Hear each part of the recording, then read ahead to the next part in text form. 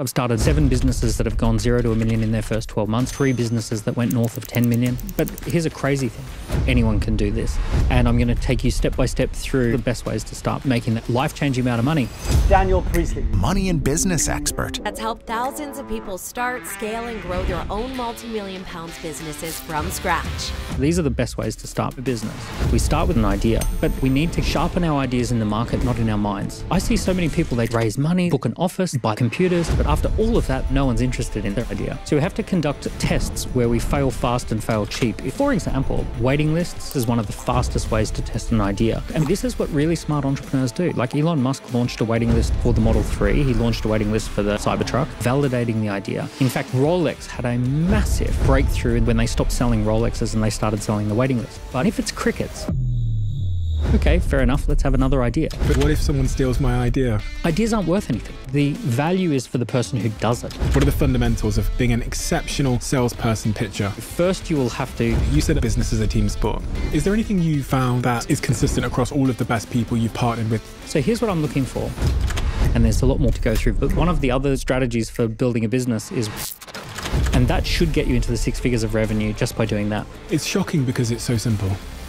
Let's talk about money. Let's talk about it. If someone's out there and they've got £100 or £1,000 worth of disposable income, what should I be thinking about to making myself financially free? The truth is that there's incredible wealth to be created. And one of the biggest opportunities in the world at the moment is... It's absolutely crazy to me that so many of you have decided to watch our show, and so many of you have decided to subscribe to our show. We now have 5 million subscribers on YouTube, which is a number that I just can't comprehend. And it's a dream that I absolutely never could have had. We started the Diary of a CEO just over 3 years ago now. And in my wildest expectations, we might have had 100,000 subscribers by now. So you can imagine how shocked I am that so many of you have chosen to tune into these conversations every week and spend some time with us. So thank you. And I made a deal with you. I made a deal that if you subscribe to this show, that we would continue to raise the bar. And in 2024, we're going to raise the bar like never before. I've been working for the last 9 months on a surprise for all of you that have subscribed to this show. And I'm very excited to deliver that for you. The production's going to change. We're going to go even further with our guests, and we're going to tell even more global stories. So as always, if you appreciate what we're doing here, the simple, free favor I'll ask from you is to hit the subscribe button. Let's get on with the episode.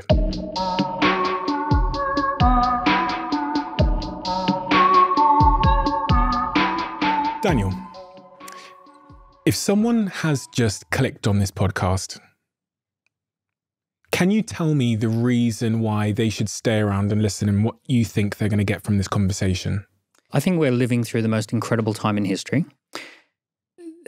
Never before have people had the opportunity to build something that is a global business, full of fun, freedom, and flexibility, full of passion and purpose.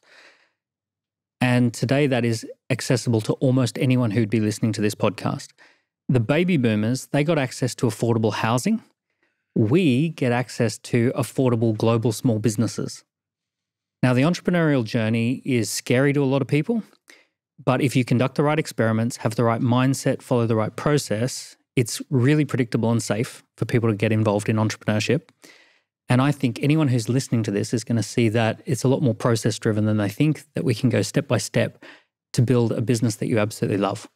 On the other end of this conversation, in an hour's time or 2 hours' time or whenever this podcast finishes, what are they going to have that they didn't have before this conversation?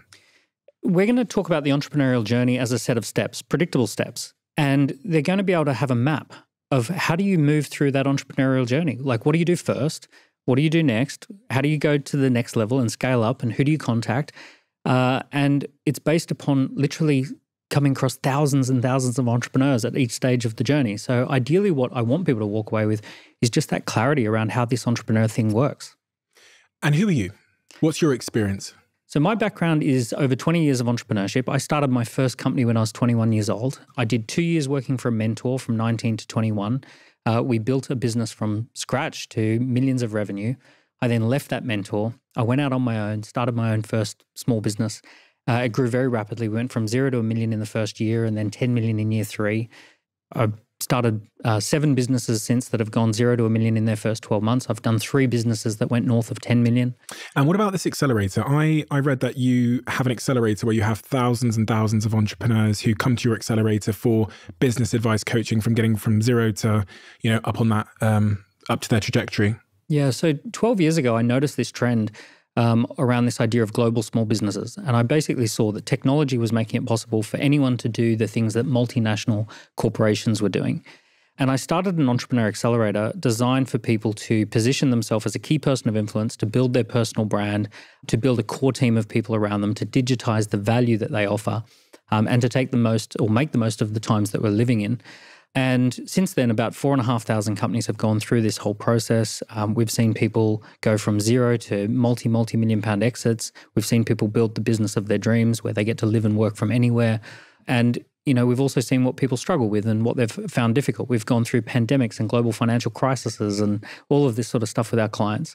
It's dancing classes for entrepreneurs. It's a high-performance environment where you get to be around people who want the same sort of things that you want. You get to have some accountability, some best practices. You get a community or a network around you. And you go through that entrepreneurial journey with other people who are going through it as well. Do you think anyone can be an entrepreneur? I think entrepreneurial spirit is something that we're all born with. Entrepreneurship is this idea that we want to create value for others, that we want to take a little bit of a creative risk, that we want to do something that represents self-expression. There are different stages to the entrepreneurial journey, and everyone can go through those stages. There's also not one type of entrepreneur. There are people who are very good at finance. There are people who are good at operations. There are people who are visionaries. There are people who are doers and get the stuff done. And there are businesses that suit those types of people. So it's about finding out who you are, finding out what kind of business would actually be well suited to that person, and then making sure that you're doing the thing that you're well suited to.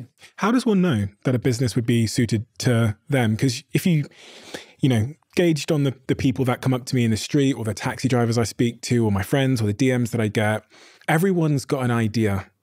Nobody seems to be short of ideas, but so many people seem to be stuck at that moment of making a decision to pursue a particular idea that they almost get like paralysis, like sofapreneurs. All of their ideas stay on the sofa that they were conceived on, but they never seem to get out of the sofa because of like that paralysis. I don't know if this is the one. I get that all the time. Is this the idea? The thing is, we need to sharpen our ideas in the market, not in our minds. So what we have to do is go make contact with other people and see what they say and see what they think. So we have to conduct tests where we fail fast and fail cheap if we fail at all.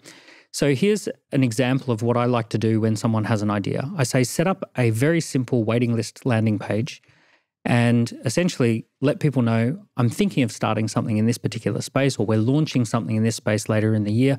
If you're interested, join the waiting list. Now that waiting list concept, essentially, if people will join the waiting list, and if you get hundreds of people joining a waiting list, it's a pretty good indication that it is a good idea.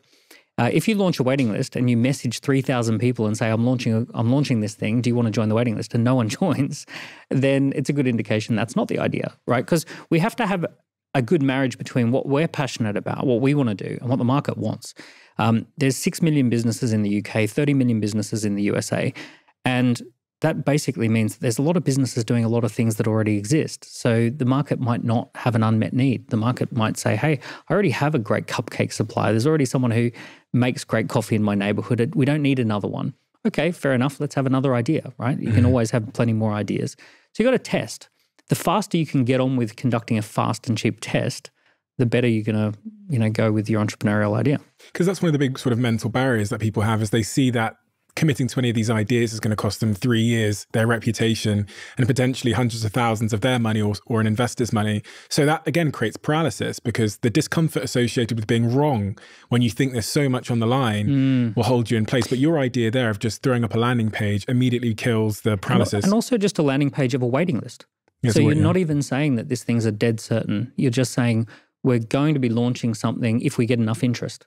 And here's the waiting list. And by the way, this is what really smart entrepreneurs do. Like Elon Musk launched a waiting list for the Model 3. He launched a waiting list for the Cybertruck. I think he launched a waiting list for a flamethrower. Yeah, I joined all waiting lists. Yeah. And he's essentially what he's doing is a very smart process of validating the idea. one of the best mindsets that we have as an early stage entrepreneur is the mindset of a scientist conducting a little experiment. And what we're trying to do is not be emotionally attached to what happens one way or another. What we want to do is we want to say, you know what, if people don't like this, okay, I'll have another idea. If people do like this, I'll go to the next step. So a scientist is just kind of like conducting an experiment. And the best experiments are cheap and fast. A waiting list is probably the most powerful early stage experiment you could go with.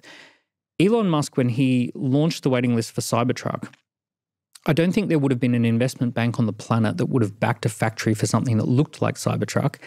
But when he walked in and said, I've got 1 million people who have put down a $100 deposit, if only 5% of them go ahead, they can crunch the numbers on that and say, yeah, okay, we'll fund that. Fair enough, let's build it. So it's very powerful. I did this recently.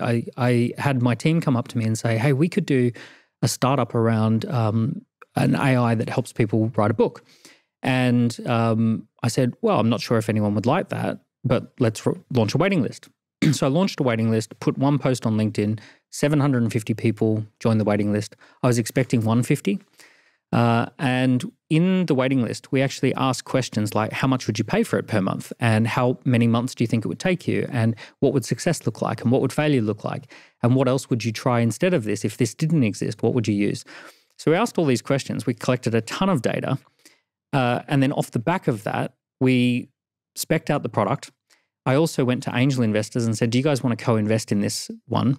We raised £300,000 on the SEIS scheme. At a £3 million valuation for an idea, no lines of code, nothing built, nothing designed. And essentially, we got ourselves ready to launch in a couple of months, just simply off the back of that waiting list and all the data that we collected. So interesting. The other point you said within there was about, you said there's kind of two things, what you're passionate about and what the market wants. Now, on the point of passion, it's so cliche. People say, follow your passions, do things you're passionate about, etc. How important do you think the role of passion is in actually succeeding at any of these ideas? So if I've got 4 ideas, cupcake business, floristry business, soccer business, and I don't know, AI business, what role does my own intrinsic passion of any of these areas matter in the chances of success? Passion matters a lot because business is hard and you have to stick with it through the downs. So the reason passion is valuable is because you are going to go through valleys and they're going to be painful and they're going to be, the gratification is going to be very much delayed in any business journey.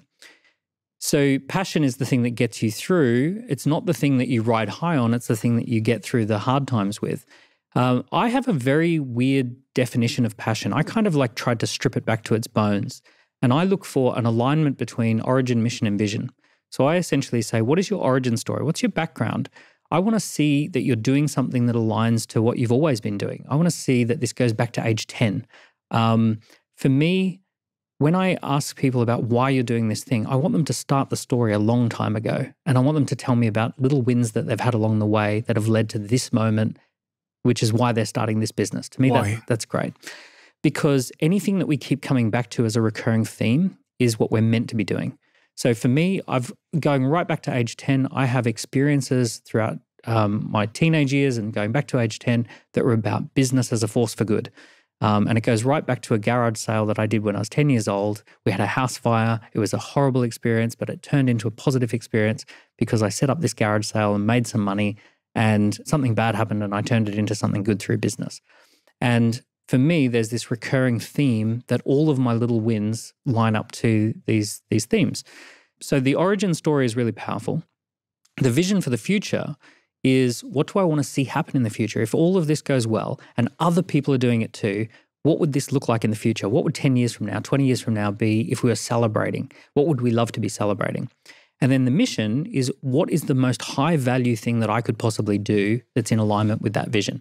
So essentially, if there is a strong alignment between origin, mission, and vision, something happens where you carry yourself in a different way. You sit differently, you speak differently, you're in this alignment. Other people pick up on it. They want to quit their job and come and work on your team. They hear about the vision, they hear about your origin story, they hear about the mission, and they go, oh, I'm going to leave what I'm doing and come and join that. And that's the magic of entrepreneurship. So for me, that's passion. It's not about like superficially, I like snowboarding or I've always enjoyed baking a cake. It's the alignment of origin, mission, and vision.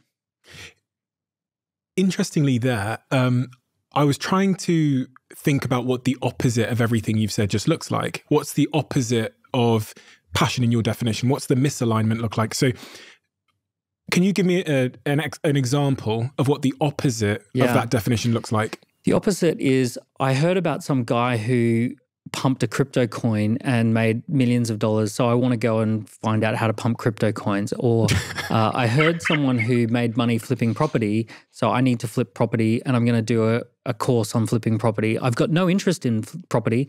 I've never been interested in property. I've never shown any interest in any of these things. I just want to make money, and it's got nothing to do with my background. I've got no little wins in this. I have no real vision for the future other than being rich. So essentially, this is of no value to anyone listening. No one cares. In fact, when people hear that, they're repulsed by it. In most cases, just hearing someone talk about that makes you feel, I definitely don't want to see you for the next 2 years. Why are they destined to fail? Because they can't attract a team. Essentially, all of business and life is a team sport, and it's your ability to attract great, talented people around you who want to work with you that is ultimately the reason we succeed, and it's ultimately the reason we feel good. So if you're saying things that repulse people, then talented people leave, and talented people don't want to be involved. If you're saying something that feels resonant, that it feels aligned, and it feels like something's happening, it feels like this guy's up to something, or this woman is up to something. She's enrolling people in this vision that she's got, and people love her story. It's destined to succeed because good people are getting involved, and more good people are getting involved. Do you, knowing what's a good opportunity and what's not a good opportunity, do you think that when you're younger, you should be saying yes to more stuff? Because like in the position you're in now, you're bombarded with opportunity. So you have to use a kind of a different mental framework. No, yeah. Do you think when people are younger, they should have a different bias towards accepting opportunities or fucking around and finding out? Yeah, definitely. We should definitely go through that phase.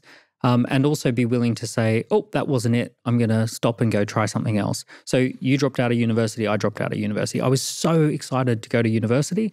And then as soon as I realized this is not going where I want to go, I had to make the decision to leave all my friends and walk away from university. That sort of dark valley you have to walk through of uncertainty when you make the decision to leave the well-worn track of university or a corporate job or the 9-to-5, that How does one prepare mentally? Like, what's the mindset of someone that goes, do you know what, I'm going to go through the stinging nettles, through the bushes, and be lost and find my own way? I always enjoyed all of this, by the way. So my mindset was that I was always quite excited that being lost, I felt, was probably going to be part of the process. I have a simple view around mindset, which is you're either being a reptile, an autopilot, or a visionary. What's that reptile thing you mentioned? What's the definition of that? Oh, well, reptile mode is fight, flight, freeze, freak out, throw tantrums, be angry at the people you should not be angry at, feels unfair that the world's against you, all of that. And the visionary? What's the definition of that? So the visionary, I don't know if you've had these moments where you feel anything is possible and you feel very expansive. You think in long time frames. So you think in maybe 10, 20 years out. You also might see the world as one small place. So you might mentally, your mental model might be that the world is just one little ball that flies around the sun, and there's markets everywhere, and that there are opportunities everywhere, and that there are people trying to get stuff done, and I could have a business that's anywhere. And you feel a sense of love and compassion and optimism, and you typically become more influential in your circles. The other strange thing about the visionary mindset is that they did some research with Indian farmers, and they found that these particular people, they got paid their yearly salary in one lump sum, and then they had to make that last for the whole year. And as they were getting close to the end of that cycle, they had an IQ test which showed that they were 15 points of IQ lower than when they had just been paid the lump sum. So the lump sum allowed them to think long-term. It allowed them to feel affluent and abundant. And their IQ, the scores on the IQ test, went up as a result of feeling good and feeling amazing and feeling affluent. And then by the time the money had run out and they were, not sure whether they're even going to make it to the next one, their emotional intelligence, their actual IQ intelligence had dropped significantly. So one of the things that is a real challenge if you're doing it tough is that you're essentially regularly putting yourself into these situations where your IQ is right down. Your emotional intelligence and your IQ suffers as a result of being in reptile mode. I remember a time where I got a parking ticket for $40 and I freaked out. Like I flipped out. I had a massive fight with my friend and, I was in a place where $40 was seriously an issue. And I remember thinking, I'm just going to eat cereal for weeks to try and get through this. And so full reptile meltdown mode. What would the visionary have responded to the parking ticket? Well, the visionary has a different view of life. And the first thing is that if a resource exists on the planet anywhere, that resource is really just a couple of conversations away. So essentially a visionary would say, well, someone's got $40. I'll just have a talk with them and see what they need and I'll help them with whatever they need and they can help me with the $40 that I need. Maybe I need to wash their car. Maybe I need to, help them with their video editing or something. So the visionary is all about the idea that there's really not a lot of boundaries between the resources on the planet, that it's just a gray zone around who owns what and who's got what, and we can just have conversations about that. So visionaries can easily raise money and raise funds because they just think, well, someone's got the money and they want to put it to use, so I'll just give them a plan as to how we're going to put it to use. There's a great story that I love, which is, I think it was the producers of Top Gun were creating these little models of airplanes and boats, and they were trying to figure out how they would do like a Star Wars style Top Gun movie. And someone said, have we actually called the Navy and asked whether we can use their planes and their boats? And everyone's like, no. And it's like, well, they've got planes and boats. Let's see if they want to do it. So they ring up the Navy, as you do, and they speak to the general, and the general says, oh, yeah, we want to enroll more people in the Navy, so we would love for you to make a Hollywood blockbuster film. What do you need? And they basically say, well, here, have the jets, have the boats, have the aircraft carriers, whatever you want to do. So it's kind of weird to think that someone woke up this morning with the resource that you want, and if you have a conversation about how that resource gets used, right, essentially you are now it's as good as you having the resource. Someone woke up with an aircraft carrier. If you've got a good use for that aircraft carrier, why not have a conversation about how that aircraft carrier gets used today? It's shocking because it's so simple. But it's so resonant with me. There's two examples I'll give. The first I've talked about many times was when I was 16, 17, in sixth form, saw Carly Stokes sat in front of me, who was a girl in my school. I think she was head girl, but she was picking the vending machines we were going to get in the school. And in my brain, I thought, we have 2,000 paying customers here. Surely there's a vending machine company that would love to put these machines for free and give us a cut. Went to the computer room, sent 5 emails based on Google search rankings. By the same day, and Mr. Sprinkle, who was our head of Key Stage 5, has confirmed this on live TV, someone showed up with a tape measure to fit the machines because one of my emails had gone to a former student who was now the CEO of a vending machine company, and he had been looking to give back to the school.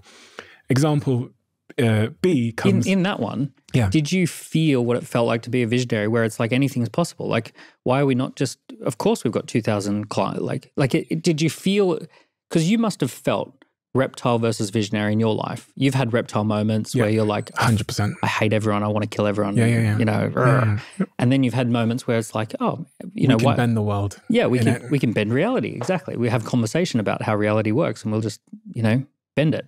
Yeah. And so my question has always been like, where does that come from? Because I view our beliefs, all of our beliefs, as a stack of evidence we either have or don't really have. And for me, the youngest of 4 siblings, I had so much space compared to my siblings when I was young that I got to, like we said earlier, like fuck around and find out. I got to conduct experiments. And that led me to believe that the world is bendable. I used to say when I was 14 that if someone said to me that we need to go to the moon next week, I believe there's a way. Because I think there's probably a rocket going and all I need to do is contact the person and make a compelling pitch. That's how I get to the moon next week. You thought that at 14? Yes. I used to say this all the time. Like my difference between myself and my peers, they were academically better. But in my head, there was the only thing that stood in the way of where I am now and where I want to be is a bunch of people. Bunch of conversations. Yeah. Pitching. Essentially, pitching is enrolling people into new ideas. So what entrepreneurs do to advance their ideas is we pitch them into existence. We start with an idea and we pitch it and we pitch it and we pitch it. We sharpen our pitch by talking to people. But what we're doing that's different is we're not just explaining the idea to people, we're trying to enroll them into that vision. We're enrolling people into this vision that we've got for the business. And that process of getting people to do something that they didn't wake up thinking they would do that day is pitching, right? That's one of the first tools that you learn as an entrepreneur. And actually on Dragon's Den, that is the main tool that people are given in order to enroll the dragons into investing or getting involved or not. So where does it come from, I think was your question. I believe it's built into every single individual, that it's an evolutionary function, that essentially at the very base of our brain is this reptile mode, which is fight, flight, freeze, which is rarely appropriate, but in a survival situation probably is appropriate. And then there's autopilot mode, which is essentially just do what you've always done, repeat the past, just get into a loop. If it worked last week and I didn't die last week, well, then I might as well do the same week again. And then there's visionary mode, which is what could I do differently? What would be a creative way to solve this problem? So I feel that a lot of people think they're missing something, and actually it's all built in. And if you can get yourself into that visionary mode, often it's the people you hang out with, it's the books that you read, the podcasts that you listen to. If you can get into that mode, then a lot more becomes possible. You get more IQ points, you get more EQ points, and you see the world in a very different way. The key question there is like, how do you get into that mode? I have a very one-dimensional biased journey, so I'm not sure if my journey is the best one to take notes from. But from what I've seen personally, people are either in some kind of upward spiral towards being more visionary because it's compounding in their favor. They're sending the email and then it's working, which means they have the evidence to send more. They're more likely to send emails with more conviction and more frequency because it worked last time. And then more work, they get more responses. So they send more emails. It's this upward, wonderful, reinforcing spiral upwards. And they become more and more visionary. Like Elon Musk is at the very top now. He's like spaceships to Mars. Yeah. He's like chips in your brain that monkeys can control computers with. That's someone at the very top of that visionary cycle. And at the bottom of the reptile cycle is someone who, at work, the CEO says, does anyone want to stand up and share their ideas? And they just slouch back in the chair because they've had their confidence negatively reinforced. Maybe last time they tried, it didn't go bad. Maybe their father or their mother gave them bad feedback one day and they're in this downward spiral where when they do show up, they show up with low confidence. They put in a bad performance. It goes bad. Less likely to show up. I would actually call that autopilot mode, which is, I've never done this before, so I won't do it next time. Reptile mode is very destructive. You're actively breaking your world. So it's where you do the worst possible thing. Okay. So you are throwing tantrums and you're lashing out against the people who you're actually lashing out against the people who are trying to help you probably. Okay. So that's where you're really at the bottom of reptile mode, very destructive. Autopilot, in your situation where you said about the person who, is given an opportunity to speak and they say, oh, well, it's not what I do, is the autopilot response. The visionary is like, oh, this is a chance to mobilize resources.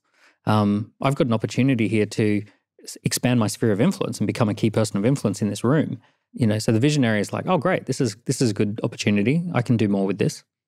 If the pitch is the keys to everything you want to be, because if we were saying that it's really conversations that stand in the way of where you want to go, and it's the pitch that is essentially the key to wherever you want to go, what are the attributes of a perfect pitch? What are the fundamentals of being an exceptional salesperson pitcher? Well, you've seen some great pitches on the Den. Not a bad ones too. Yeah. So here's what I look for. Clarity is the base level. You just don't want to confuse people. Authority is the ability to communicate that you are worth listening to, that there's something about your background or what you've done or the data that you're possessing or the mentor that you've got that gives you some sort of authority to be talking about this. So clarity and authority. Defining some sort of a problem that the customer has or some sort of problem that exists in the world that needs solving and that you've identified an insight or a solution for that problem. Then the why, which I would say is about communicating why you care enough about this that people would buy into you as the person to drive this forward. You then want to define the opportunity. What is the bigger opportunity for anyone who gets involved? The next steps. What should someone do next? And then the emotion or the essence that you want to leave people with so that they remember you based on that essence or that emotion that you made them feel. So that's the great arc of an inspiring pitch. What was the last one there? Was it the emotion? So clarity, authority, problem solution, the why, opportunity, next steps, and the essence. And it spells out capstone. Capstone. So that's how I remember a great pitch. I had to come up with a way of remembering this because I was pitching so often. I had to be able to come back to, okay, how do I pitch this? So the essence, that's the one I wanted some more definition on. People remember you based on how you made them feel. So you want to think, how do I want to leave people feeling? What's the emotion that I want people to remember? When I'm pitching. Yeah. So you want to finish the pitch on an emotion. You want to finish the pitch by expressing what it is that you, essentially, what is the emotion or the feeling that you want this business to be about. And what's the opposite of that then, the emotional piece? So what's a pitch that is lacking? A lot of pitches finish on next steps and it's very logistical. So I've seen a lot of pitches that are going great and then they go, and then here's what we need to do next, blah, blah, blah. And then it becomes a little to-do list and everyone goes, oh, that kind of landed flat. And if you finish on the essence, then you actually just bring people back to this is what it's really about. So that even though we've talked about opportunities and next steps and the finances and all that sort of stuff, you want to finish on this is what we're really about. This is what we're up to in the world. I've been thinking a lot about, some adjacent subjects to what we're talking about here, but this idea that if you just asked 5 times more than you're currently asking, your life would change. Mm-hmm. The secondary example I was going to give after my coffee machine example from when I was 16 was when I was 18 and I was completely broke, and that's when I was shoplifting those Chicago Town pizzas to feed myself. And I was starting this business called Wallpark, and I needed camera equipment. I sent 20 emails to camera companies saying, hey, I've got this website I'm going to launch. We're going to record videos on campus. I need some cameras. If you lend us the cameras, we'll put your logo on all the videos we make on campus. Within 72 hours, Samsung had sent £10,000 worth of camera equipment to my front door in Marseille. I got an email the day after the cameras arrived and it said, these are returns. Send them back when you don't need them anymore. And I'd solved someone's problem for him because he had returned cameras in a warehouse that he didn't know what to do with. Yeah. He sent me £10,000 worth of camera equipment for free within 72 hours. You just asked. And I go, oh my God, like when you're at the bottom and you have nothing to lose and you have an internet connection and a Gmail account, why aren't you sending out 20, 30, 50 emails a day asking? You think in emails, I think in calls, because when I was 18, you pick up the phone and make a call. I always had this rule called make 3 calls. And I remember a nightclub party that I saw these 15-year-olds sitting in the street. I'd just turned 18 and I was loving going to nightclubs. And I saw these 15-year-olds and they're skateboarding and they're hanging out in this little area. And they were asking me what it's like to go to a nightclub. And I said, oh, someone should put on an under 18s nightclub party so that you can experience it and see what it's like. And they're like, oh, that would be amazing. And I thought, oh, I'm going to do it. So I called the nightclub I'd been going to and said, oh, I have a promotions company and we run nightclub parties for under 18s during the school holidays. We've selected your venue to be one of our venues for the next holidays. Would you be interested in discussing that? He said, like, yeah, send through a proposal. And then I'm like, oh, okay, yeah, we'll send it through. We'll send through a proposal. And anyway, we ran a series of nightclubs at that thing, and it was the first time I'd ever made 10 grand in a night because we had 1,000 people pay $10 a head. And that was a lot of money and it was all cash and it was wild. And it was just literally just asking. I have to say, a lot of people send me messages. I get many thousands of messages a week across my inboxes, LinkedIn, Instagram, the podcast, etc. And because I'm exposed to so many thousands of messages, as I'm sure you are, you get to see the variance in a good ask versus a bad ask. Yeah. Now, I want to drill down on that. What are the core components of a great ask? The best ask has with or without you energy. With or without you energy is the energy that you have when this is going to happen with or without you. So essentially, when you say, we're going to be doing this filming and do you want to send some cameras and we'll put your logo at the bottom, it's happening with or without you. You can be the company that gets the logo or not, but it is happening with or without you. The worst asks are, I desperately need this to happen, and if you don't say yes, no one will ever say yes, and therefore I'll give up. So if I think about the best asks that come through, something is going to happen, and it's going to happen whether I'm involved or not, and I get to choose whether I want to jump onto that or not. And those are the most compelling, most exciting opportunities that get pitched. So I'll give you an example. When I first arrived in the UK, I had a suitcase and a credit card. And I'd never been above the equator. I arrive in London and I'm going to launch a business in London. And within the first 2 weeks, I message all the people who are influential in my industry. And I basically say, I'm hosting a dinner party. There's going to be about 30 amazing people there who are the who's who of the industry. I've just arrived from Australia. If you'd like to come along to the dinner party, let me know and I'll allocate a spot to you. And within 2 weeks, I'd filled 30 spots at my dinner party. And they were all people who had massive databases. The biggest database was like 600,000 people. So I've got this dinner party and I stand up and I say, I'm Daniel Priestley and I've just arrived from Australia and I'm going to be launching a business here. I thought I'd put together a dinner party just to kind of get to know everyone. I've got my diary with me. I'd love to make a time in the next couple of weeks to sit down and have a chat with you about how we could do a commercial partnership or a joint venture as part of our launch. I'll just come around and I'll make a time and then other than that, enjoy the evening. So I walk around and I book 28 one-to-one meetings for the following 2 weeks. And everyone who I had a one-to-one meeting with knew that I had 28 other one-to-one meetings and they could see that I'd hosted this party. Mind you, this dinner party cost like 1,500 quid. It wasn't nothing, but it wasn't a lot. So I then end up having these meetings and everyone starts agreeing to support my launch. So I'm pitching into existence that we're launching this thing. And then the biggest database with 600,000 people, they say, yeah, we'll support your launch. So when we did the launch email campaign to everyone's database, we booked hundreds and hundreds and hundreds of people. We did 2 nights in Manchester, 2 nights in Birmingham, Milton Keynes, and then we did like 3 or 4 events in a row in London. We did £4 million worth of sales off the back of it in the first few months. It was interesting, that whole experience of just putting together a dinner party and getting everyone involved, but it had with or without you energy. What's the sort of psychology underpinning that? Is it like scarcity? Or what is it that's causing with or without you energy to make people choose to buy from you or go with you? I think people like to get involved in something that they feel is happening. And it also demonstrates that you're a key person of influence, that you're actually an influential person in your industry, that you have the confidence to say, I'm putting this on and it's going to happen. We're going to make the movie. We're going to launch the business. We're going to do the thing. We're going to raise the fund. You're free to join or not. Totally fine. There's no neediness, and humans respond to the idea that they don't want to miss out on something that's going to happen. Very rarely exciting things happen, right? Most of the time, for most people, everything's humdrum, and then occasionally something exciting is happening and you don't want to miss out on something that's happening. So, no one likes neediness. People like things that are happening, and people like to flock around key people of influence. So by demonstrating that you're a key person of influence who's putting something together, people just naturally gravitate around that. It's interesting because it reminded me of an example from a company that I invested in 5 or 6 years ago. And in one of my first meetings with them, I looked at their website and they had this button on there that said, become a member now. And I said, we should try changing that to join the waiting list.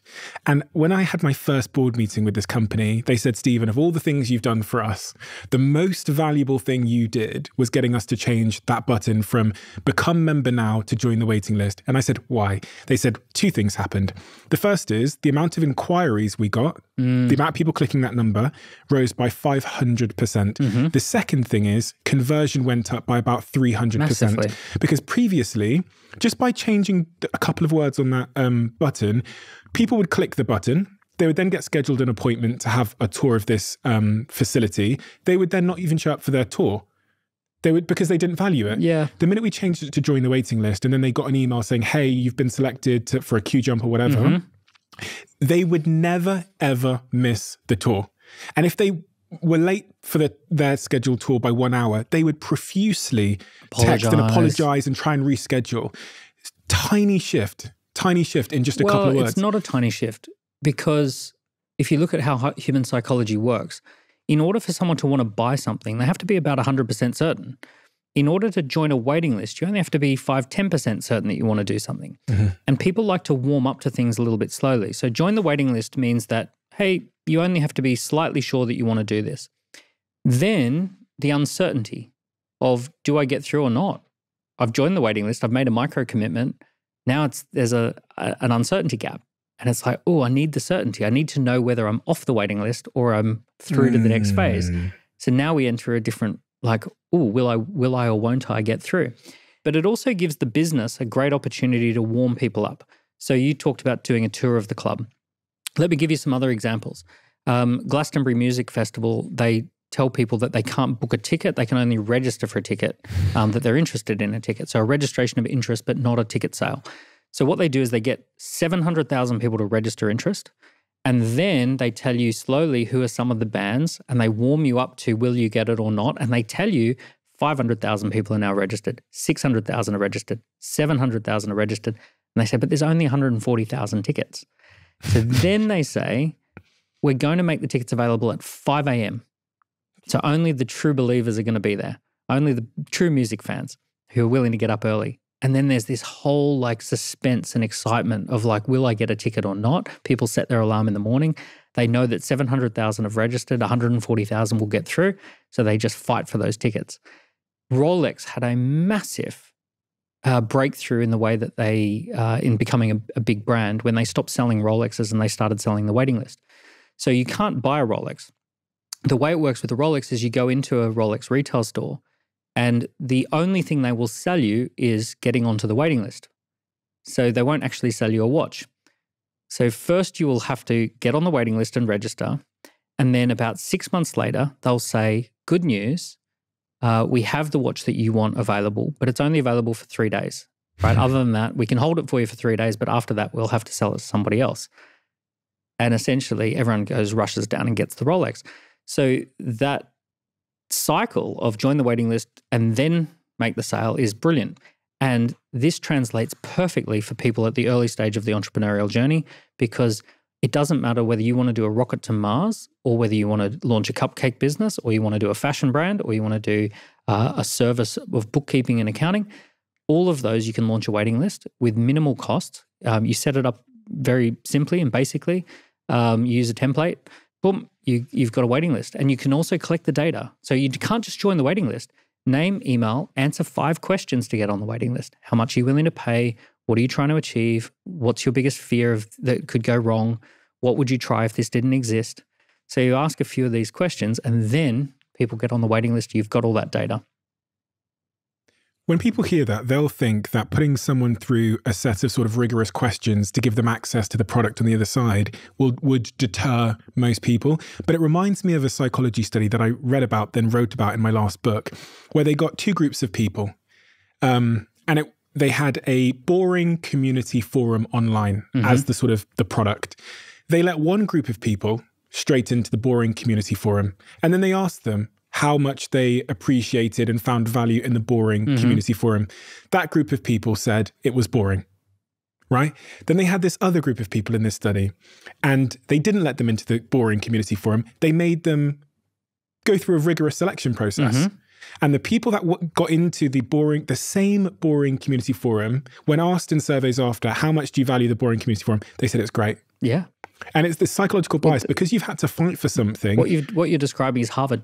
Yeah. It's Harvard University. It's exactly that. It's the same university subjects that everyone teaches, but it's hard to get in. I use one of the other strategies for building a business is waiting lists, but also discussion groups. So one of the things we do when we launch a business is we don't launch the product or service, we launch the discussion group.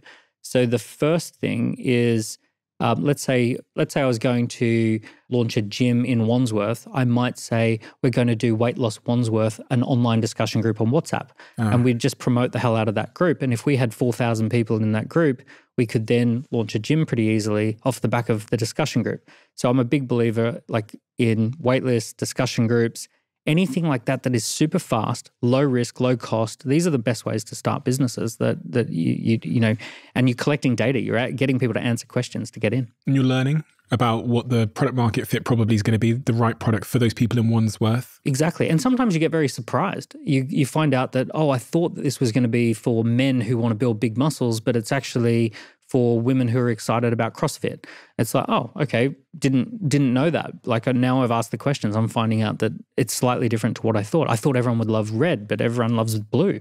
Okay, we can do that. So in those early stages of business, you want to, when I said before about conducting fast, cheap experiments, waiting lists, discussion groups, online assessments are amazing. So an online scorecard or an online assessment, great way to think of them is a readiness assessment. So readiness assessment, like, are you ready to launch a podcast? Answer 10 questions to find out. Are you ready to build your brand? Answer 10 questions to find out. Are you ready to be an investor in this type of investment? Answer 10 questions to find out. So it's an online assessment where you answer a series of questions to get a readiness score. And then based on the readiness score, people will then find out if they're 30% ready, 40% ready, and people love these readiness scores. This is one of the fastest ways to test an idea. And getting signals of interest. Everything is downstream from lead generation in business, so you essentially have to generate leads, and then you figure out if you've got a business or not. So the fastest you can get into the lead generation, the better. One of the worst things that people do when they're starting a business is that they think that having a business is about the supply side of what they're doing. Supply side means your ability to look after a customer and keep a customer happy. But actually, a business has to start with the demand side. You've got to test the demand side before you test the supply side. If you can't manufacture demand, there's no point manufacturing supply. It doesn't matter. If you say, I've come up with this chili and basil flavored ice cream, great, you can make that, but does anyone want that, right? You've got to check out whether you have the ability to get that product into a market. So what I see so many people, they take qualifications, they get certifications, they might raise money, they might set up a venue, they might book an office, they might buy laptop computers, all of this stuff. And they might spend 3 to 6 months doing that. And then finally, after all of that, they then experience, oh, no one's interested in this. Now what do I do with all that stuff? So in the chili and ice cream example, what should they have done? Join the waiting list. We're launching chili and basil ice cream. If you'd like to try it and taste it, join the waiting list. People don't know what they want though. Because in the ice cream example, it's a taste thing, right? So it sounds good, but in reality, it could be So, I mean, this is a crazy idea. It's a terrible idea that but anyway, let's go with it. So you create a waiting list. We're doing really wild flavored ice creams, and it's crazy flavors like chili and basil ice cream and salt and pepper ice cream and blah, blah, blah. If you're interested in really different, exciting new flavors of ice cream, join the waiting list and we will invite you to a taste tester when it's ready. You'll get to come to an exclusive event where you get to try and test our latest recipes in central London. So now you promote the waiting list and you see, can I get lots of people? And some of the questions might be, which flavor are you most looking forward to? Are you looking forward to octopus ice cream? Are you looking forward to, which one? Ugh. Right? So you go through and they answer all the questions and then they join the waiting list. Then you say, join the ice cream discovery discussion group. Right? So now they're in there talking about their favorite ice creams and what crazy flavors they like. And you can actually have a daily poll and you're doing that all in WhatsApp. And then you say, now come to the event that we've got, the taste testing event. You could launch the ice cream assessment. All right, which type are you? Are you the savory ice cream person or the sweet ice cream? Are you the, blah, blah, blah. So you could have 4 ice cream personalities and they take the test and find out which ice cream personality they have. So you can do all of this stuff for free or almost for free without making a scoop of ice cream. Right? None of this stuff involves actually any commercial kitchens. None of it involves packaging or branding or any of the expensive stuff. You're just doing the things that's testing whether people are actually interested in this. And if it's crickets, if you put a lot of effort into trying to get people interested in this and you've got 12 people in your little group and they're all, sadly looking at each other going, where's the basil ice cream? This is never going to fly. I was thinking there, some people might come to the discussion group, your friends, whatever, your mum comes down. She goes, yeah, your ice cream's great, Daniel. Well, you want to do cold outreach. Cold outreach, I don't know how long we're going to talk about ice creams, but cold outreach is where you essentially make a list of all the communities and groups that exist online, all the accounts that already have followers, and you just cold outreach 1,000 people and get them involved. But Daniel, what if someone steals my idea? Well, my experience tells me until you've got a Ferrari, no one steals your idea. Yeah. People steal ideas from people who have Ferraris, right? So it's that bias towards if you've been successful in the past, then your ideas are worth stealing. The beauty of having nothing is no one's going to steal your ideas ever. They're going to look at your account on Instagram and go, oh, you got no followers and you haven't got a Ferrari, so I'm not going to steal your idea. So you've got this great advantage when you're starting from zero that no one will steal the idea. And here's the other thing. Ideas aren't worth anything. Here's a great idea. Let's rip down all the old buildings in London and build brand new buildings. what's that idea worth? Trillions. Well, it would be worth trillions if we did that. Well, actually, no, the value is for the person who does it. So if someone else steals your idea but does it, they deserve the money, right? Let them have it. They're better at executing. Get on with the next idea and be better at executing next time. So if someone's able to execute better and faster than you, they deserve that money. That's fine. Let them have it. Get on to the next idea. I was thinking about it like this podcast. There's lots of podcasts. There's like 3 million podcasts. There's a lot of podcasts. The idea itself to start a podcast isn't where the value is derived from. No, so much of it is pitching and also the commercials behind the scenes, creating the right offers, making sales. So this is the other thing that early stage businesses need to do. You got to stop calling yourself an entrepreneur and start calling yourself a salesperson. You're going to get out there and make sales in the early days. So a lot of people are really uncomfortable with the idea of making sales, but that's what an entrepreneur does. An entrepreneur is a salesperson, especially in those first couple of years. You are the chief salesperson. If you can't sell it, nobody's going to sell it. At the heart of a lot of these topics is this idea of failure. Because you're talking about experimentation, we're talking about asking, with all these things.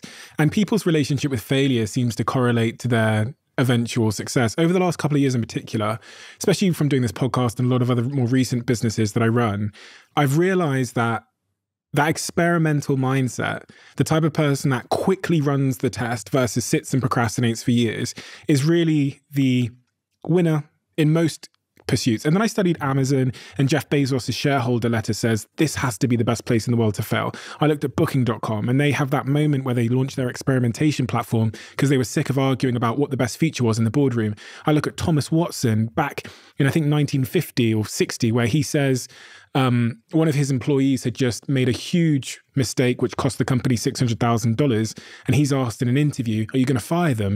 And he goes, fire them? I just spent $600,000 training them. These people seem to have a different attitude towards the value of failure.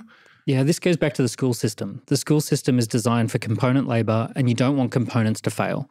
What we're doing now is different. So especially now we're entering the age of AI. So in a post-AI world, most of the things that we think of as valuable that the school system could possibly teach us are not going to be very valuable very long. So functionality versus vitality. When something is functional, it performs a task reliably. When something is vital, it's irreplaceable life force energy. So what we have to do is recognize that the value has swung from something that is reliably able to perform a task to something that breathes life force energy into a project. So I know this is kind of woo-woo, but essentially this is the difference. When you are breathing life force energy into something, you're okay with failure. We're just conducting experiments. We're finding the way that works. And we just found 900 ways that don't work. And now we're going to find the next one. And you're bringing something into existence. So it's like being a parent. When you see the child fall down, you get the child back up and you get them onto the next thing. And when we learn riding a bike, we have to go through falling off the bike. So there's all of these experiences that you know what it's like to bring life force energy to something. And that involves a process of failure. And then functionality, if we're really putting our value around the idea that something has to be functional, or that I have to be functional, that my value is in my functionality, then failure is such a bad thing. So this is a big difference in how the pendulum is now swinging. We have to remove the idea that you are valuable because you're reliably functional, and we have to swing it back to this idea that you're valuable because you breathe life force energy into something. For someone that doesn't know the definition of life force energy, how would you define that? So this word vitality has two definitions: irreplaceable and life force. So if something is vital, it's irreplaceable and it's life force. So you need to find something that you are the irreplaceable life force. You pitch it into existence, you create it, you innovate it, you take ownership of it, you enroll others into it. That's the alignment kind of thing you're talking about. Yeah. You're aligned to that thing. Yeah, you're fully expressed. You're alive. You're enjoying this because it's your life journey. We're so tuned out from the idea of this that essentially we have to relearn what the hell does this even mean, this definition. Life force energy is what kids do, right? Think about, everyone's talking and everyone's serious, and then a 5-year-old bounces into the room, look what I've found, right? And it's like, look, there's mud and there's this and there's, it's like, whoa. And suddenly everyone's disrupted and they bring energy into the house. They bring energy into a room. So they just know what it's like to fully express themselves and breathe life force energy into something. Let me give you another example. There are magicians, and they have these like fake thumbs and these things. Those fake thumbs are functional things, right? There's a functional thing called a fake thumb, and that's how you do the magic trick. But it doesn't mean that everyone who has that fake thumb can do the magic trick. In fact, some people do the magic trick and people go, you're just wearing a fake thumb, right? Then there are magicians who completely make you believe in the magic. And they're using just the fake thumb as well. They're just doing the same functional thing as the other magician, but they're so good at doing it. They're so good at enrolling you in it. They're so good at getting you your attention and your engagement and your beliefs aligned to what they want you to believe, that suddenly bringing that magic trick to life is what the magician is doing. When you study magicians, you realize that it's not about the gadgets. It's not about the functionality. It's about the way they do the trick. It's the way they breathe the life force into the trick. So the life force is the magic. It's the way you bring it to life. So the idea that I noticed years ago when I wrote the book Key Person of Influence was that there are these people who make stuff happen around them. And these people, they build reputation, their names come up in conversation, they have more fun, they build reputation, all that sort of stuff happens. And when they're involved in something, it all comes to life. And when they're not involved in it, it almost dissipates. Something magically doesn't happen. Your involvement in 40 different companies, people would ask the question, but how are you involved in 40 different companies? And the thing is that you're not functionally involved in 40 different companies, but you're breathing a life force energy into 40 different companies. There's something that your energy brings, that stuff happens with you involved that wouldn't happen if you weren't involved. You're the irreplaceable life force. And if that irreplaceable life force gets removed, the result won't be the same. If you're involved, the result will be different. And that's what people want from you. And it's not functionality. No one's saying, can you come and work in the office? It's very, very interesting, very, very true. And the two sub-questions that spiraled off that were, how does one know, and does one need to know what their vitality, their life force energy is? Do we need to know? And is there a way for us to find out what it is? We need to get into environments where it becomes normal to explore this stuff. And we need to be around people who are full of life. So when you are around vital people, you discover things about your own vitality. You've had this experience of launching a podcast that gives you access to the world's most interesting people and me. And you've got this, I bet from every single person, you've raised your energy, you've raised your vitality. Something inside you was awoken in each and every interaction that lifted your vibration up. When you're in a low vibration environment where everyone's functional, everyone is suppressing their life force in order to be functional, you essentially just resonate with that and you suppress your life force in order to be functional. So we need to get into environments where vitality is the norm, where we raise our energy, where we feel good about thinking about vision, mission, and values, and we feel good about exploring origin and what value that might add to the world. It feels normal to be conducting experiments. It feels normal to be making sales. It feels normal to want to be a key person of influence in your industry. It feels normal to have a conversation about what resources already exist on the planet and how they could be used differently. So all of those things happen inside the right environment. So I have a saying that environment dictates performance. I went into a number of prisons with a charity called Key for Life. And what we discovered is that a lot of these young men are entrepreneurs, but in their environment, the product that you would sell is an illegal product. But they're in that environment, the only successful entrepreneurs they come across and the only successful entrepreneurs they meet are selling drugs. So they go, oh, that is my pathway. That's what I do. That's my mentoring. That's the environment. If you were to take this same entrepreneurial spirit that these young men have and showed them, oh, here's an IT services company, they'd go start an IT services company. Or here's a book publishing business. Oh, okay, now I'm going to be a book publisher. So their entrepreneurial spirit, the only place they saw in the environment of someone who's on the rise was this drug dealer friend, so they got involved in it. So environment dictates performance. What we need to do is we need to find environments that lift us up.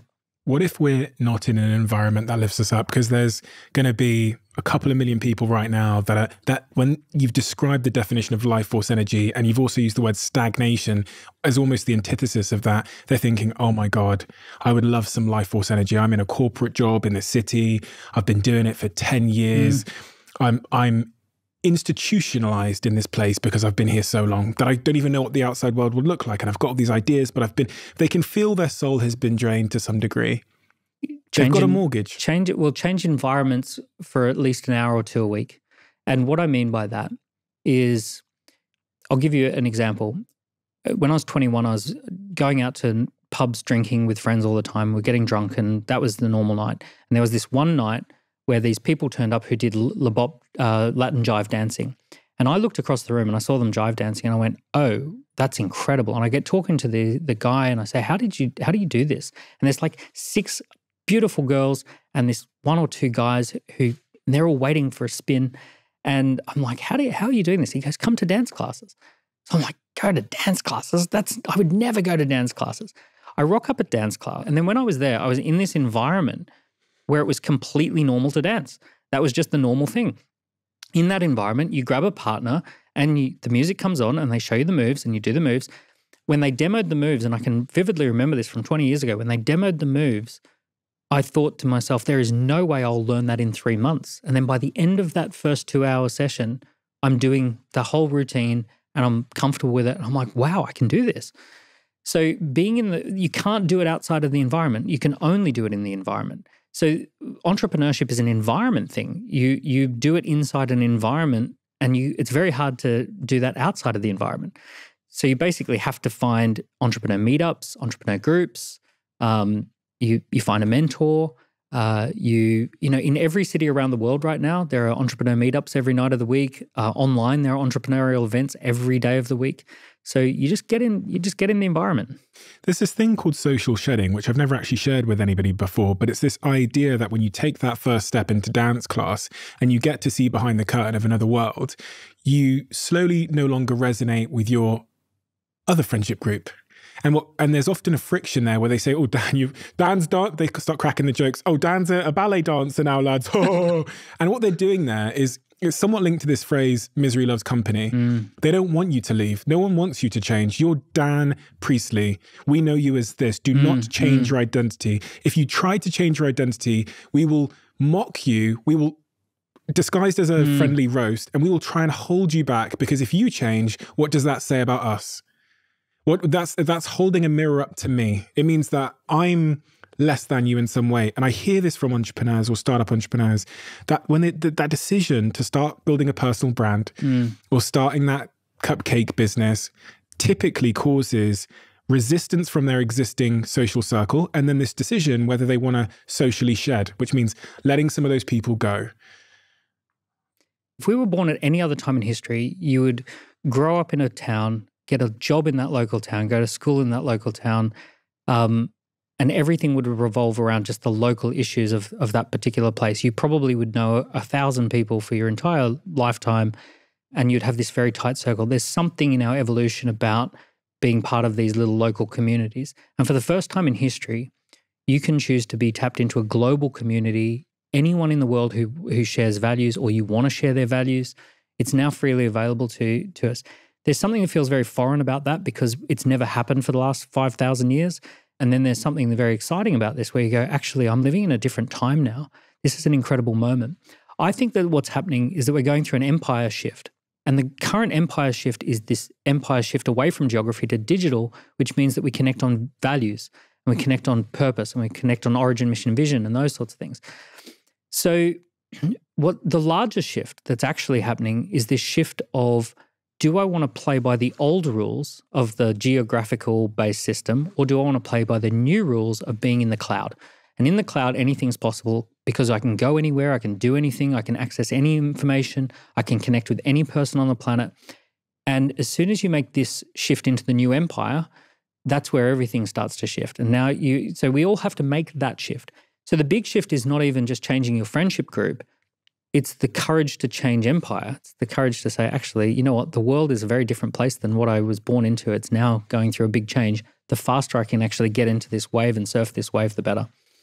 That's so interesting. And one of those shifts from the old empire to the new empire is seen in building a personal brand, because the old gatekeepers of media and reputation were just newspapers and the radio.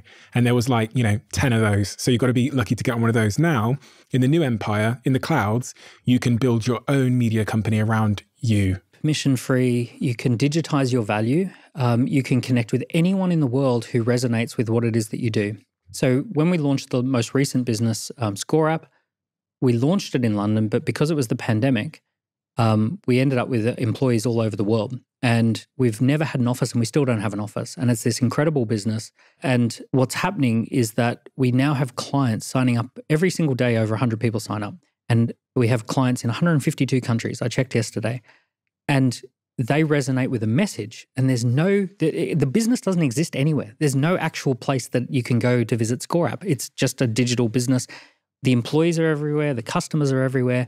But what holds it together are these intangible things, such as values and vision and the value that we offer and the ideas and all the stories. And all of that intangible stuff now exists in the cloud, and the whole business exists in the cloud. So it is an incredible time. Personal brand is one of these incredible things where you don't need permission. You can just go straight to the market. You've done that. And anyone who resonates with your story, your ideas, the things that you want to get done in the world, they can just follow along. I hate the idea of personal brand being like showing up and doing dances. It's about sending out a signal of this is what I'm up to in the world. And do you want to come along for the ride? Do you want to be part of that? Like, are you up for this game that I'm playing? Do you want to take part in what I'm interested in?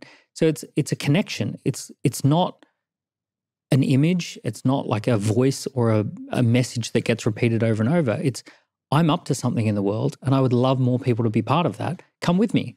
I think I heard Adam Grant speak in one of his books about the big misconception with personal branding is that it's this kind of pursuit for fame, whereas great personal branding isn't self-promotion, it's idea promotion. It's this is what I believe, this is my perspective, gather round if you think the same. Yeah. Self-promotion sounds like we just won an award last night at the marketing awards and you're all on the table taking the selfie. We are amazing. That doesn't cultivate a personal brand. Personal brand is this is my perspective on the world.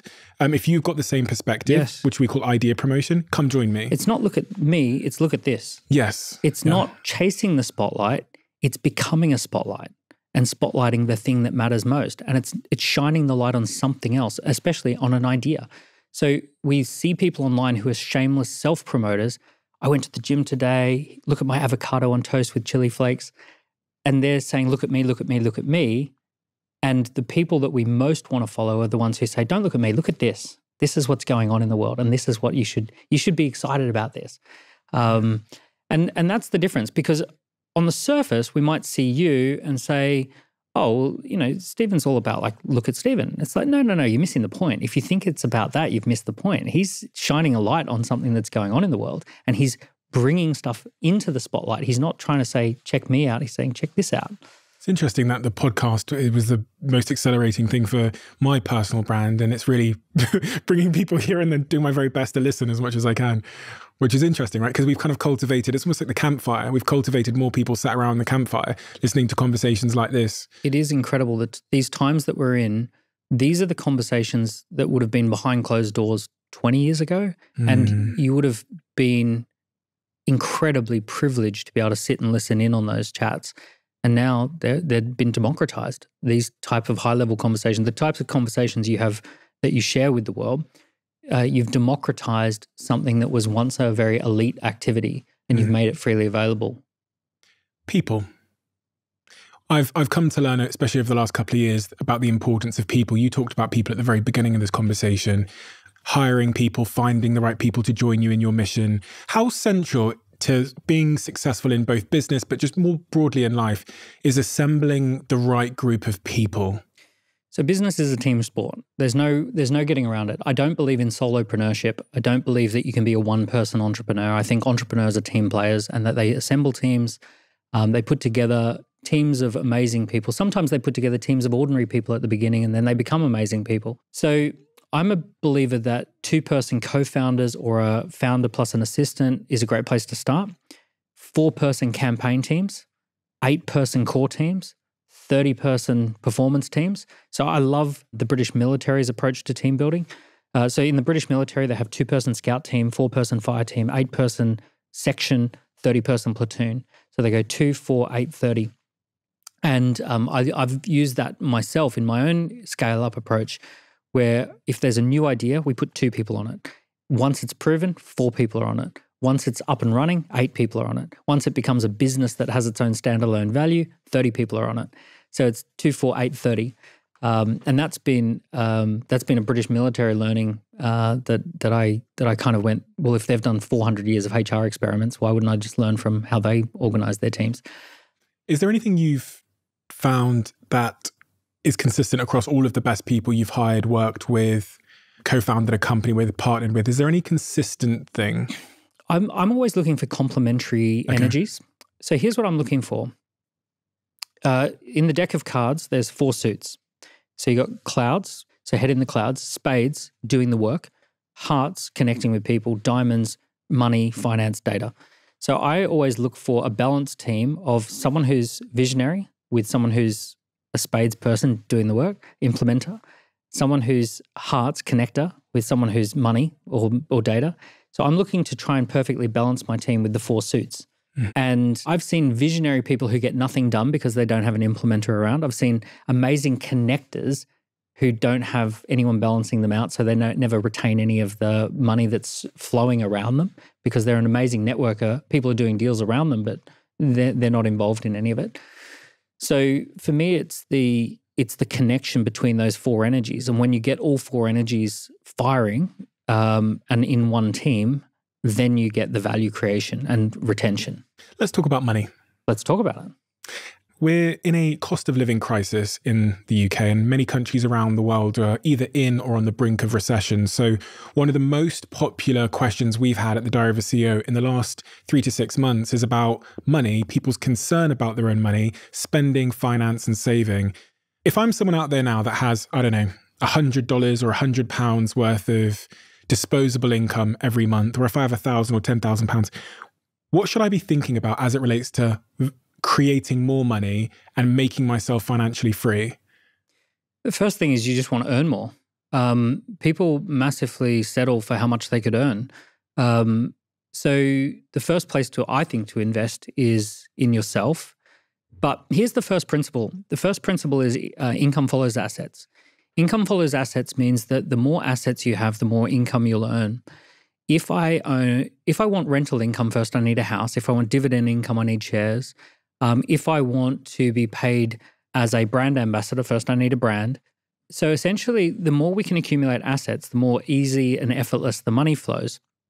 So we have to figure out, well, what assets could you accumulate and what assets could you formalize and own? I wrote a book called 24 Assets, and I listed out all the different digital assets that are new economy assets that people could have. Things like brand and positioning, things like databases, things like company culture is an asset now. So I talk about how do you formalize those things.